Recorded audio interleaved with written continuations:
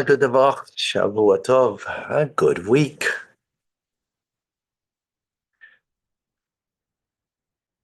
We continue with our mimer. We're going through Shir HaShirim, Song of Songs, the ultimate love song. The ultimate love song.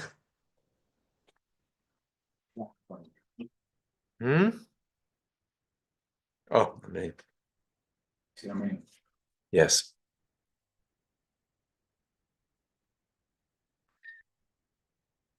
So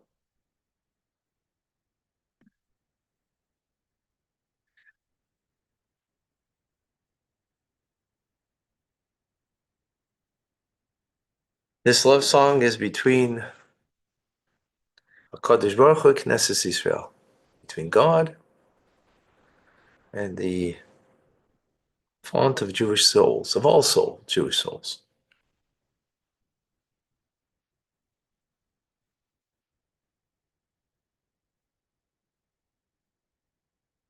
That's what. So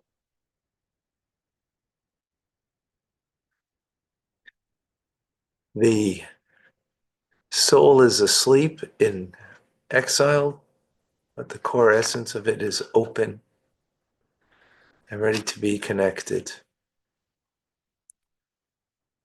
Open for me, 4 different levels of love that we spoke about.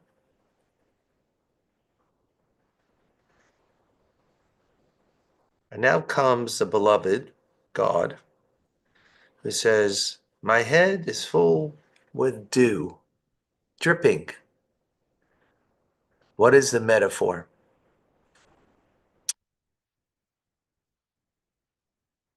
Yeah. Rain is a metaphor for, 2 drops of mist go up in order for 1 drop of rain to come down. It's a cycle. It's cyclical. It's reciprocal. It begins from down here with mist going up, and then rain comes down. Metaphorically, that means it begins with our efforts down here. And that's what rain means. That's why Israel, parenthetically, is a land that doesn't have the Nile River overflowing and irrigating. Please let in, people.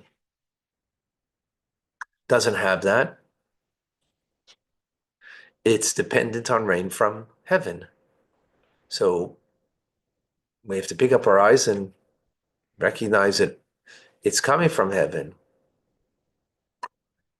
And pray to God for rain.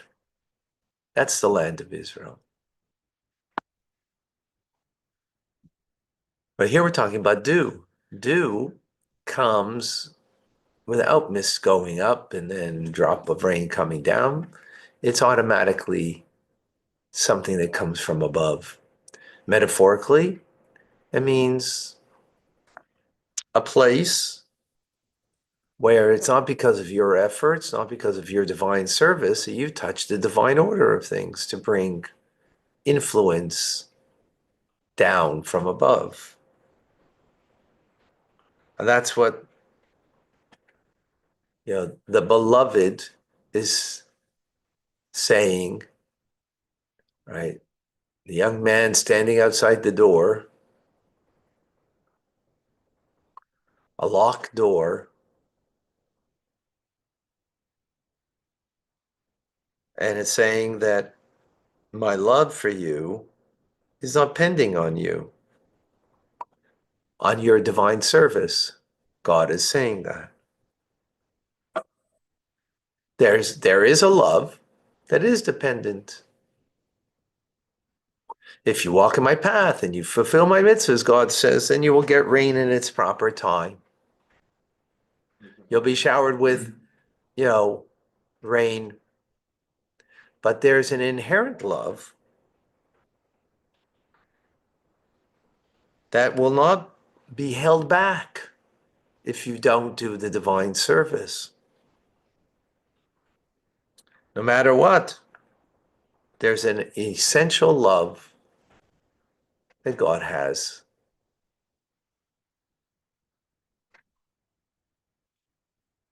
And this is what the young man standing outside of the door. Remember, this is from King Solomon's Song of Songs. Standing outside of the door with the young maiden, which is the soul, the metaphor of the soul, who is on the other side. And we'll get to that response in a moment. But the love is not based on your conduct. It's an essential love. That's the idea of the dew that is running on, that is falling on the off the head.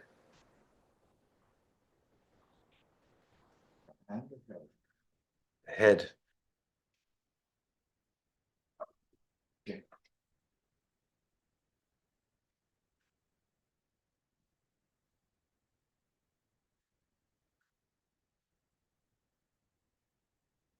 In other words, even the four levels of love that we spoke about won't be restrained and held back. Right? Even Achaisi, Rayasi, Ainasi, Samasi, the level of perfect love, will not be held back. It will be brought down into a reality down here.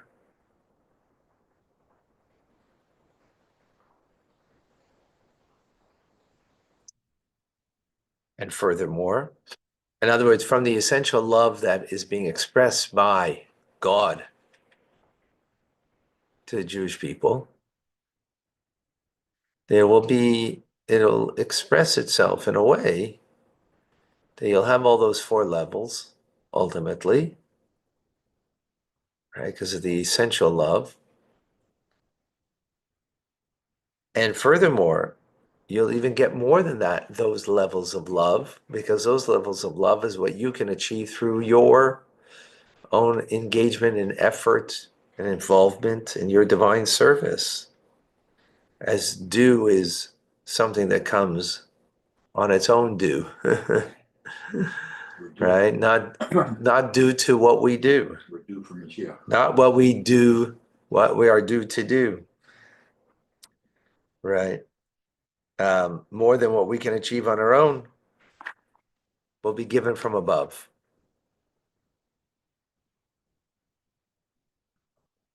And this is what it means, right?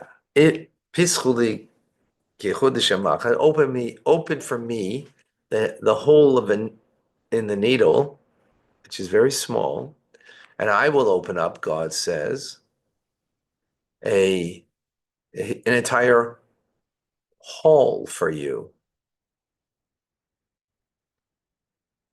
All in it, right? A whole entire hall for you. In other words, no door will be closed for you. Every door will be open. Heaven's doors will be open, nothing will be closed. Psh, very powerful.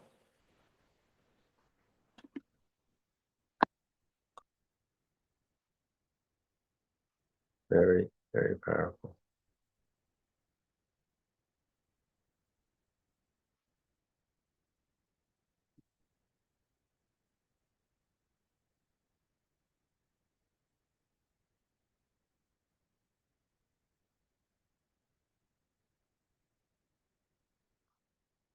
All right. Wow.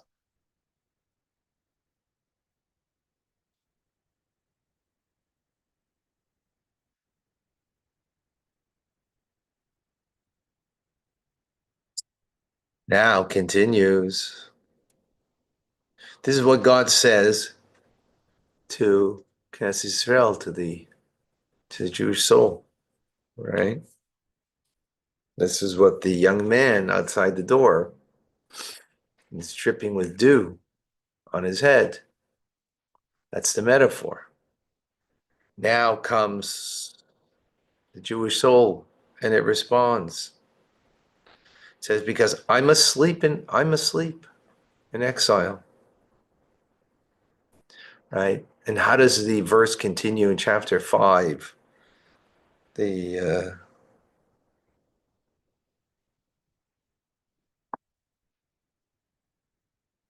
is it verse number 3? Soul is hesitant. The soul says, I've taken off my tunic. How can I dress again? In other words, the maiden is in her bed and has taken off her clothes and is in bed. Metaphorically, the soul is asleep. Not only asleep, taking off my tunic, right? My clothes, metaphorically, clothes are beautification. Um, like royal clothing. Royal clothing. What is the royal clothing of a Jew? Mitzvahs. The mitzvahs that we do with our thoughts, with our speech, with our action, clothing our thought, speech, and action. Garments of expression of the soul, right? Garments express the person.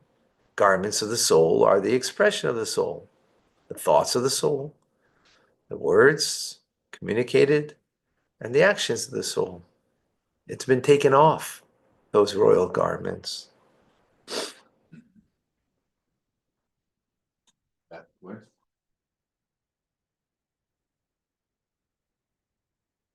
Because every time you do a mitzvah, you make a garment for the soul. But because of exile, right, and especially when there's general exile, that we're in a time of divine presence is not palpable, is not there in an open, revealed way. And then there's the personal exile that we have, we have strange gods within us, meaning strange things that are strange for the Jewish soul, meaning the exile of the animal soul and the body, right? That it's in control. What I want, my desires of my body, they're what move me. They're what triggers. And as a result, I'm asleep. My soul's asleep. My body and animal soul are in control. Which means you don't see. You don't see with your eyes. Because if you pick up your eyes, what you'll see is divinity. What you see is materialism. What you see is, struggle, darkness, hating on people. That's what you see. Not only that, you don't hear Shema Yisrael. You don't hear the unity and the oneness of God. And the mind and the heart isn't able to affect. To such an extent, I've taken off my tunic. I've taken off my garments. And I'm left without my royal garments of mitzvahs. And even make a statement. The soul makes a statement. The person makes a statement. The maiden is making the statement. How could I put them back on? As I'm like, it's just not It's not a part of me anymore. Yeah, it's not a part of me. I'm not accustomed to it. How could I go back to the path of Torah and mitzvahs? This is what the soul says. Whoa.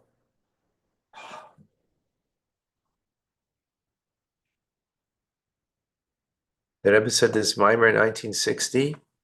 When the Rebbe said this, he was crying and crying uncontrollably.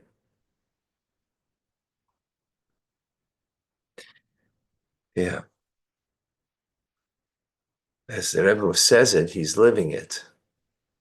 Living it, meaning sensing the truth of this and how our souls, our souls are in this kind of situation. Continues the verse.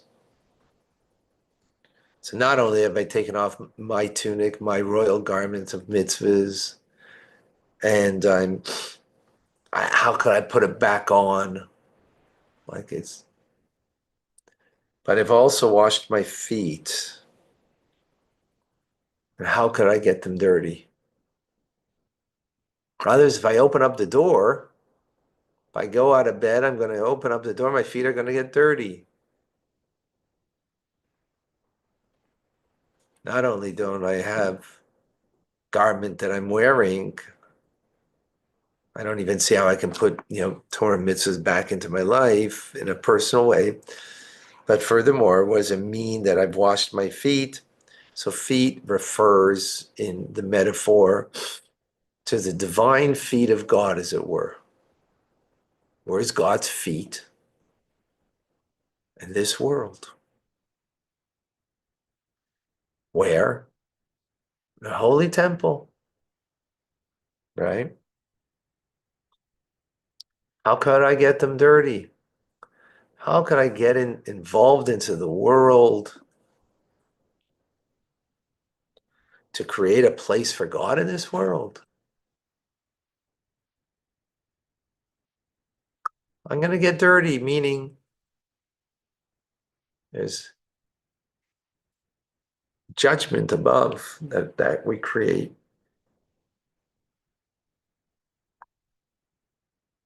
Uh, that we're going to create dirt, getting involved in materialism in this world to make a dwelling place for God. As heaven can't, as King Solomon says, heaven can't support the divine. This world is going to support divinity. How's that possible? I've washed my feet from bringing divinity into this world.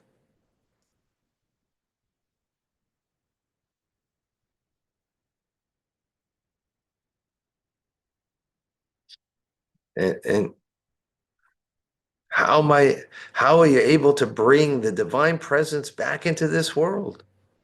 Even in the times of the Holy Temple of King Solomon, when things were, you know, the question was, how could the divine be sustained in this world? Now, in a time that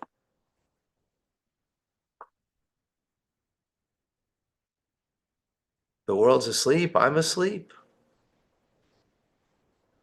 I've taken off my tunic, I've taken off my royalty, my royal garments.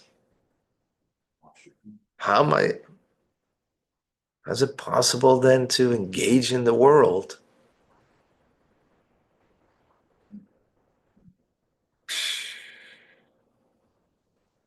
If I do, I'm going to get dirty.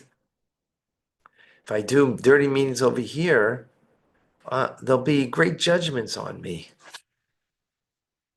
because I'm not fitting. I'm not there. I'm not able. Wow. This is what the soul is saying back.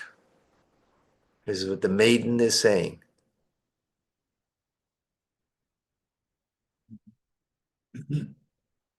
So what's the response?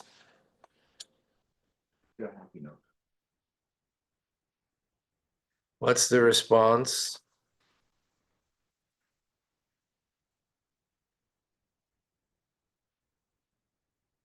Chapter 9 tomorrow.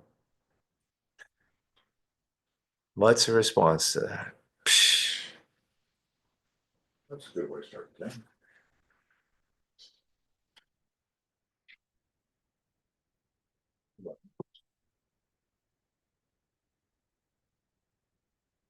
All right.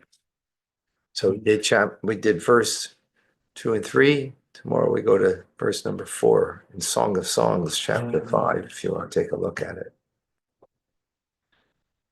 Verse number 4, you said next March 4? Tomorrow is tomorrow, yeah, 4. Study for Thunder. Yeah. All right.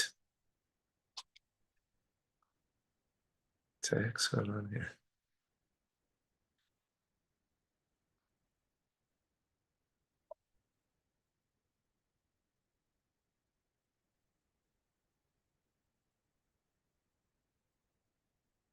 All right. Thank you, folks.